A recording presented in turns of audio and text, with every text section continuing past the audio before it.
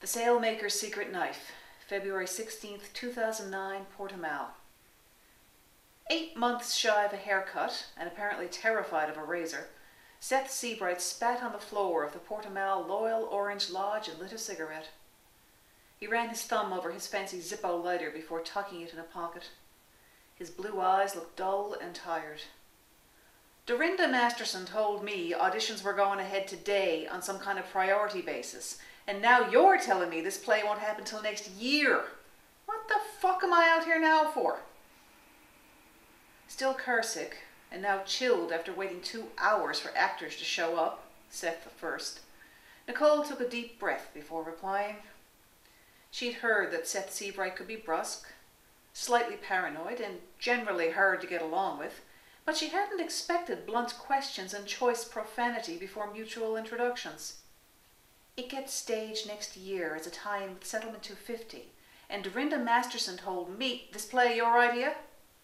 Not really. Then who do I speak to? I don't want to go talking to Dorinda again, that lovely Cleopatra's grip of hers notwithstanding. I thought that vintage Hilf was hooked up with that Gabe Fury fella. Hilf? Hag I like to fuck. Charming. Who's the playwright? Can you tell me that?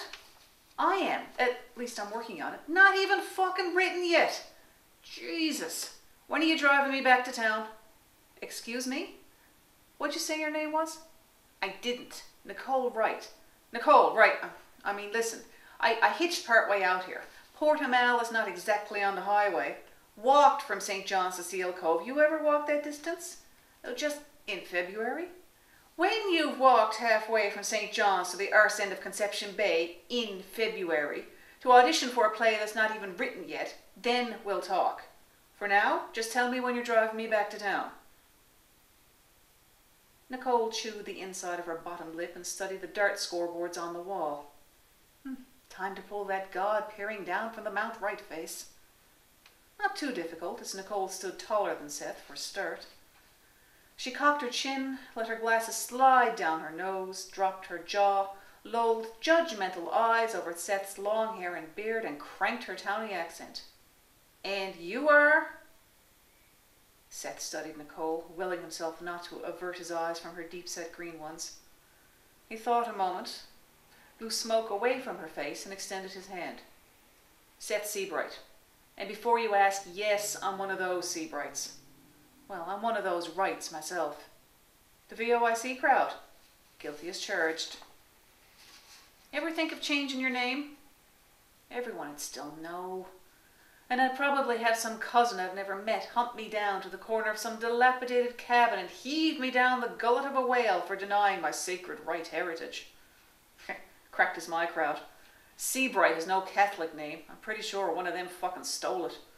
Listen, that was bullshit about walking from St. John's to Seal Cove, but I did hitch part way out here. Can you give me a ride back? Yeah, sure. You know you're getting paid for this audition, right? Actors Q and TCR's funding rules say we've got to get some local amateur talent at least trying out. And the AIC board figured getting some professionals from town out here might encourage local support. I'm not from town. Can I see whatever part of the script you've got done? You want to audition from the script? It'd be nice. Kinda hope to see the script in advance, tell you the truth. Who's Buddy in the dog collar outside? Reverend Winslow. He runs the church for Prevenient Grace at the end of things. You drive all the way out here for church.